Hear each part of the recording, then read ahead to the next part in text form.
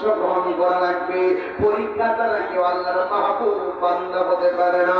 ও বন্ধুরে, পরীক্ষার মধ্যে পরীক্ষা কার হয়েছে জানুনি? ইব্রাহিম নবীর পরীক্ষা হয়েছে। আমার আল্লাহ ইব্রাহিম নবীরে 10টা পরীক্ষা করেছেন। 1 নম্বর পরীক্ষা হলো, এবার নমরুদ বাহিনী